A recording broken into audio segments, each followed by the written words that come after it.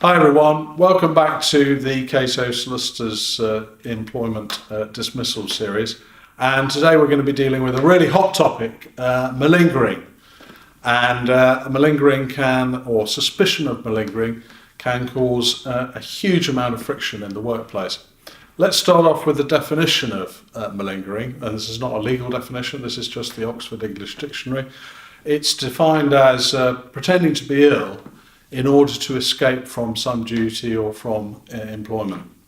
Now, you could add these days, I would argue, that it's also to obtain compensation in many cases. Now, the benefits of proving malingering can be, the financial benefits of proving malingering to an employer can be very substantial. For example, if you can show that an employee who's claiming to be disabled is in fact malingering, you could save yourself, the employer could save themselves a very substantial sum in reasonable adjustments. You save money obviously on long-term sick pay and notice pay, and obviously if you can prove malingering, then things like share options and pension schemes, if there's any give or take, that's likely to fall in the employer's favour. Now, what can you as an employer do if you suspect malingering? Well, my first piece of advice is don't write for any sort of report, and a lot of employers do this, to the employee's GP. That employee may have had a relationship of 30 years with that GP. The GP's first obligation is to their patient, not to people who are asking them questions about the patient. And also, the GP will be aware that if they give a negative report about a patient, they are quite likely to be subject to a complaint by that patient. So that's a complete waste of time. The first step is to involve an occupational therapist. That's the standard first step for an employer. And the occupational therapist needs to be carefully briefed as to exactly what it is you're looking for. But that's normally not the end of the story. It could be if you're lucky. But a lot of employees, or some employees, what I meant to say was a lot of employees who are malingerers can be quite experienced at it. For example, occupational health, if the employee is claiming to be depressed, occupational health are quite likely to go through a standard question and answer routine, which I've got one off the web here. It's called Patient Health Questionnaire, and it goes through, you probably can't read it from there, but it goes through very standard questions, such as, over the last 2 weeks, how often have you been bothered by any of the following problems? Little interest or pleasure in doing things, not at all, several days, more than half the days, nearly every day, feeling down, depressed or hopeless, same answer choice, trouble falling or staying asleep or sleeping too much, same answer choice, feeling tired or having little energy, same answer choice. Now, a lot of employee malingerers who are experienced at malingering, they'll have been on the web and they'll have looked up these questions, so they'll know what the answers are. So occupational health consultant is only your first step. Now, you need to put that report together with some other things you should be looking for to help you get to the next stage, which is a more formal type of medical report. So what you should be looking for, typical evidential things that come out with cases against malingerers are a vague report of symptoms. A lot of people, when they're speaking to somebody who's interested about their illnesses, will give quite a lot of information. People who give vague, short replies, that's a clue that there may be malingering there.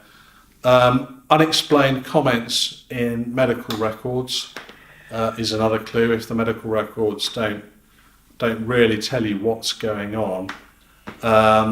Medical records inconsistent with the employee's story. So the employee says, for example, they've never been depressed before, and it's work that's made them depressed. But you see in the medical report that there are other incidences of depression in the past. The blaming the illness on the employment, where there is other evidence you can obtain, such as an open Facebook page, which shows that's not true. So, for example, if an employee says that they're depressed because of the amount of work they've been given, but you then see on their open Facebook page that they have, for instance, just been through a very long divorce, they can't obtain contact with their children, and other potential sources of depression. Malingerers often fail to attend medical appointments. They've normally got a good excuse, but there is a consistent pattern of failure. Malingerers often fail to follow treatment plans, and because they know it's not really necessary for them to follow, they know it's a complete waste of time. So, as I say, malingerers are less likely to follow treatment plans. Covert surveillance, that's a tricky area.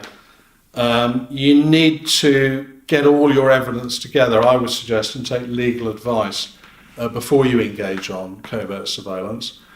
Covert surveillance can be admissible in an employment tribunal, but that's a complicated topic for another day, really.